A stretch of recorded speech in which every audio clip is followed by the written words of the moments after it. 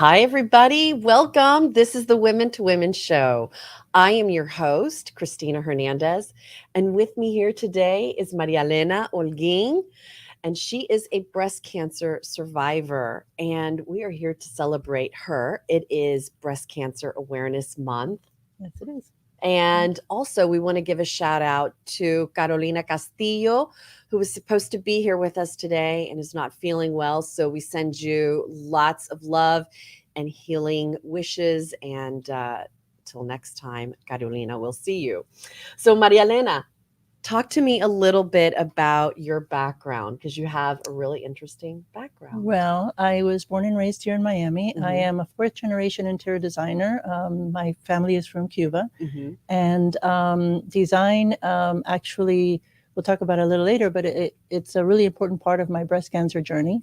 Yeah, my father, my grandfather, my great grandfather, they were all in the upholstery and architecture and design field in Cuba. So I am very blessed to have all that generations of talent in my family. You do. And when did you first learn about your diagnosis? How was that moment? Hmm. Well, I first found it at 3 o'clock in the morning. Um, I woke up. Some people, some of my family and friends say divine intervention. Hmm. I woke up and I touched my Hmm. right breast and I had a lump, and I emailed my OBGYN, and everything started so fast from there. In a week later, I did a biopsy, and then I got a phone call on March 17th. Mm. Um, That was the week of the it pen. was the same week of the quarantine. Wow. That's Yeah, a crazy time to have learned this because yeah. everything was shutting down. It was really crazy. I was sitting in my backyard and my son was in front of me, and all I heard was, "I have to see you tomorrow. You have breast cancer." Hmm. At the same time, I knew what was going on in Miami. It was a pandemic, that nobody knew what really it was. There Right. was talks about quarantine, which nobody knew what that was going to be. It was just a Yes. crazy week. It's still crazy, but the start of it was just even Yeah, crazier. yeah. It was. I mean, the next day, I literally got a phone call from my boss saying, "Come pick up all your stuff that you need because we're shutting down." What a So, crazy time. so it's like, okay, how much more can I handle? Processing, learning that you have breast cancer. And Mm. how do you wake up at 3? So this wasn't even through your mammogram. No, I did a mammogram in July of 2019 and an ultrasound. Every year, my OBGYN would send me to do both because I Hmm. was dense breast. So July 2019, I Hmm. was clear. Hmm. 7 months later, I was a stage 3 breast cancer, This is crazy triple how negative. triple negative. Yeah, yeah. If I Wow. would have waited a little longer to my next exam, it would have been too late. So even though, I mean, I'm a very proactive to mammograms and ultrasounds because they do find things. Hmm. Just also checking Yeah. yourself and knowing your body. Knowing your body and Yeah. listening to that little voice Hmm. because sometimes you feel things and we get caught up in, we're in autopilot and just keep going and Yeah, going. And exactly. If I would have said, "Oh, it's nothing, whatever," and it was 3 o'clock in the morning, gone back mhm, to sleep, and you have to be proactive. yeah. You have to be really proactive. How did you get through the pandemic and cancer? Right now, well, right now it's kind of a blur. Yeah, If you look I back, can it's like I don't imagine. know how I got through all of Mhm. that. Um, but I do remember that the first meeting is the only meeting that I was able to go with somebody with me, and I went with my husband to my doctors, and That's good. yeah, it was the first one, and then of course shut down, and Mhm. I wasn't able to go to anything with anyone. But that first meeting, my doctor, Dr. Wang from MCI, said the patients that I see that have a good attitude are the ones that do better through the whole process. Because the first week, of course, you're like, why me, and Mhm. what's going on? And I was upset and I was mad and I was, I And threw my phone scared. across the room. It was Mhm. just so scary, and the Mhm. pandemic. And I was like, what the heck is going on with the world? Yeah. So at that minute, I said, okay, switch, Mhm. switch, and I just switched my attitude.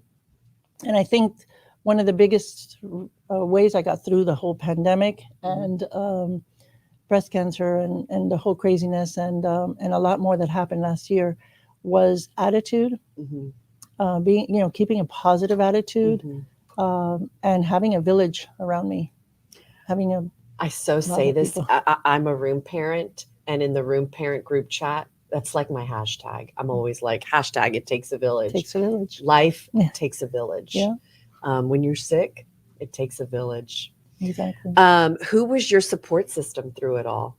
Well, of course, my family, Mhm. my husband and my daughter and my son Mhm. became everything. Like Yeah, they all, I don't know if they spoke about it in the background. I didn't know about that, they probably but did. they just took on roles. My Mhm. husband started cooking, and he never cooked. He loved to cook breakfast on Sundays and maybe white rice. He does delicious.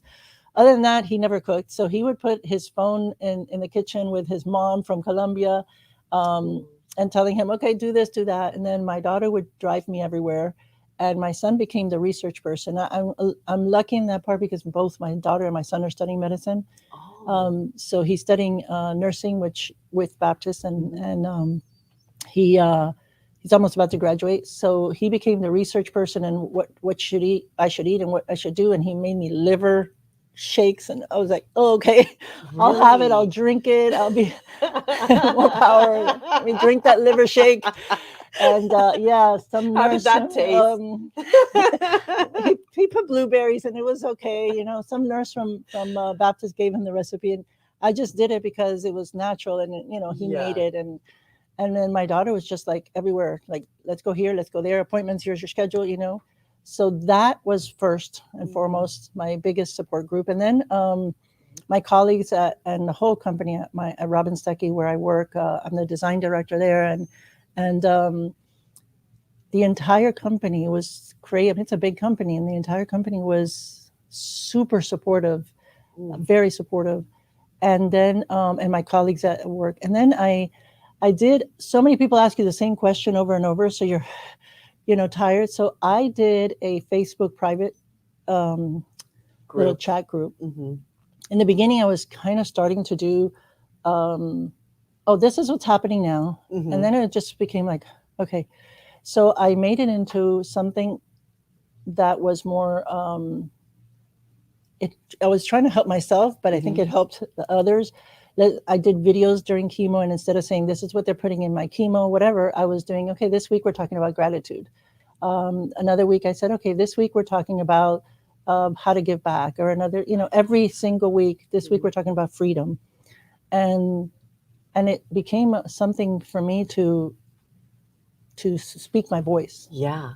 And something else to focus on rather than Exactly, the cancer and everything exactly. negative that bad that you feel like is happening. It's like I need to focus my mind on something good, and these Right. are good. Yeah. That's why design.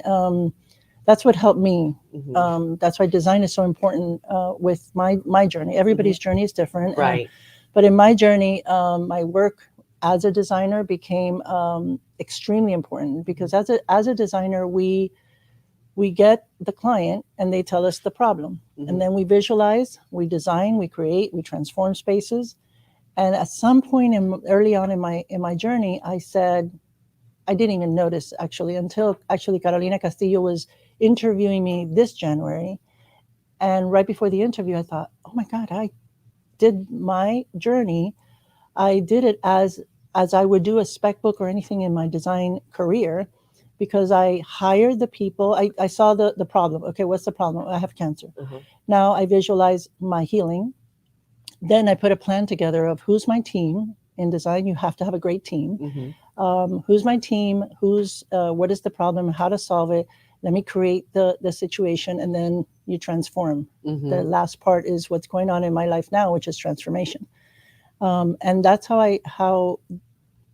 I took my work as a designer and I put it into practice, Mhm. into the cancer journey. And I think in a lot of people could do that with the skills that they have. Just use them, um, Yeah. no matter how scary it is. Use them to your advantage. Yeah. It sounds like you almost had like a transformation Oh, completely. My spiritually, physically. physically, obviously, Yeah. my hair, I lost my hair. Mm. I lost my eyebrows. I lost my eyelashes. I lost my nails. My skin looked like fish scale. Wow. And, you know, as the elephant in the room, I lost my breast. I had Yeah. a double mastectomy. So physically, you go through a lot. And obviously, the toxins that are put into your body during chemo. And I had proton therapy. So my skin was completely burned. So you're physically, your body is just like Going through hell. going through hell. And that's when spiritually I turned to God. I mean, I'm raised Catholic. I've always been a believer that Jesus is, you know, there for me. But spiritually, I just transformed completely, and He showed me how He could save my life. Yeah. I have another friend going through, she doesn't have triple negative, but she's also turning to God, and that is what is helping her. You almost have to, You because have that's to. where you find the hope that one needs to get through this journey. Yeah, Now that you've been through this journey, are you doing anything different? everything. um, my my my team at MCI. Everybody says their team is the best, but my team is the best.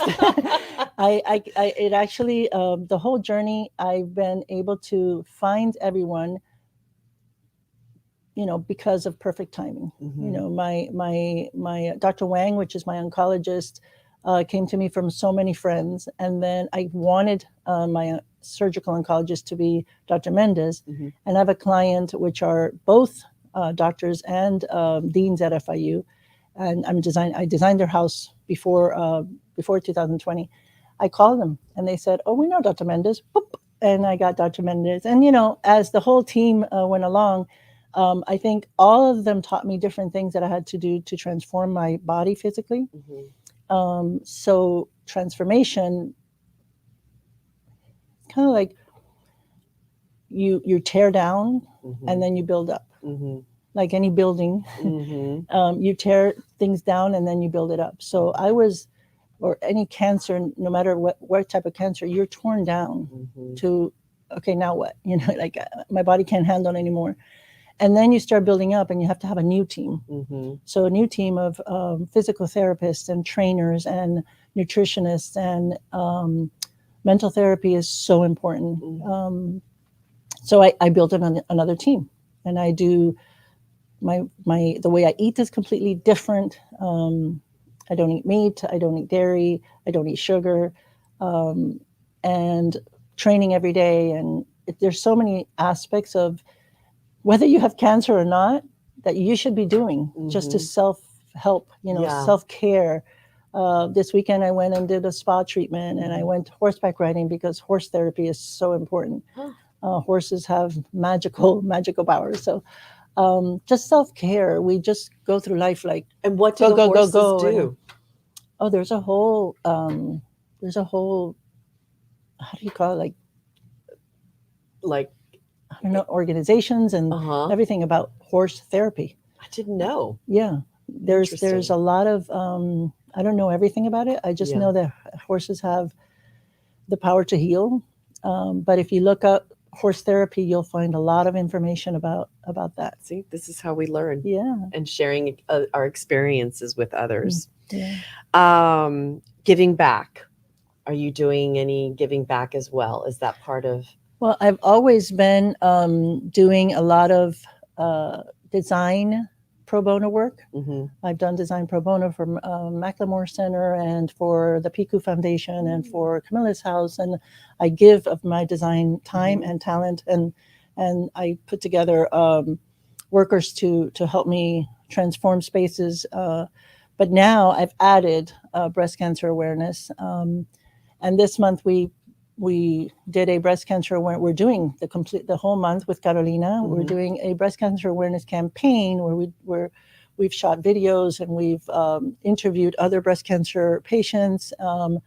We did photo shoots. We've done so much and a lot of fundraising. And we're doing an event on, I think it's October 23rd, but I'll let you know. Okay. At Robin Stuckey for Susan G. Komen Foundation.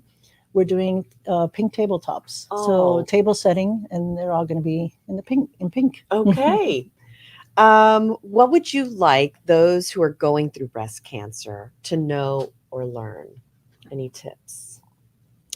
Well, to back up one step before, Mm-hmm. I've met through this whole journey Mhm. women that have never done mammograms, Mm-hmm. and they're 40 or 50. So one of the things that they tell me is, "Oh, but I've heard that it hurts." Yeah. There's so many things that hurt more than that, Mm-hmm. than squeezing the boob for Yeah. 20 seconds. Yeah. So please, number one is do your mammograms. Yeah. Then after that, like tips would be, great team. Find your Mhm. team, and if you don't like someone, change them quickly. Eat healthier. Mm-hmm.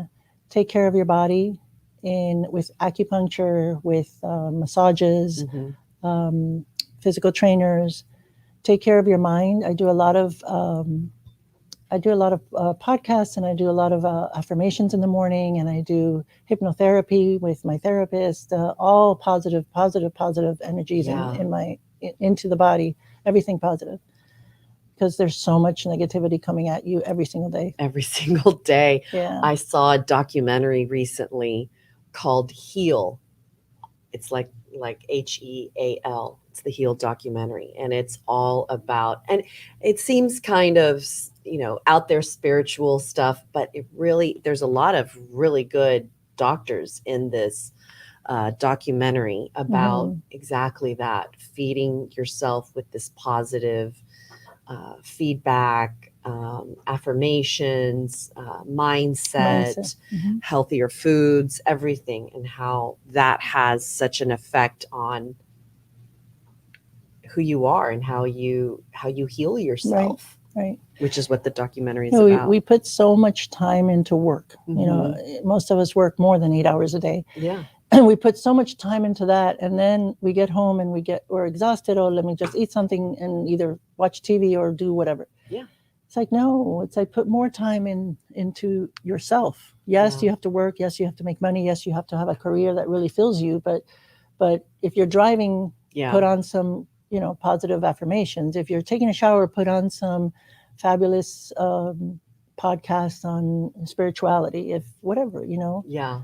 there's so many things that you could be doing while you think you're, oh, I'm driving. No, you could be doing other things for your health. Yeah, it's true. Yeah. So with that, I love to ask these fire questions because I love to share what I love. Okay. And that's how we learn. Of course. Yeah. So, and here at Community Newspapers, we're all about promoting local businesses. Of course, yeah. Do you have a favorite local restaurant we want to give a shout out to? Well, Café Vialeto. Oh, I love that place. I love that place. It's one of the owners went to St. Brendan's, and shout out to my alma mater. And I love it. My husband and I go there a lot for different occasions. And that place is very unique and special. I love the owners as well. That was one of my uncle's favorite restaurants too. Yeah.